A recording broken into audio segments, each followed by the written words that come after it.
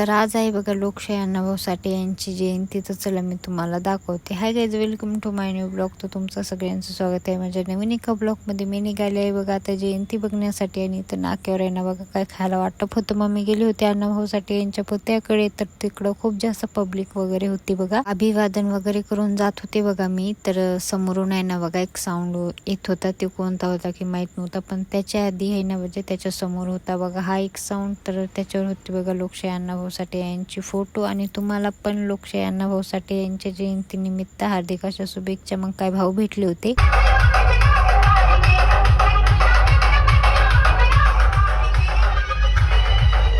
तर हा एक होता बघा साऊंड SVS. आणि आहे ना या साऊंड वरती लोकशाही अण्णाभाऊ साठे यांची आहे ना बघा मूर्ती होती. खूप भारी वाटत होती. हा पण एक साऊंड होता आणि सगळे साऊंड आहे ना बघा खूप भारी वाजत होते.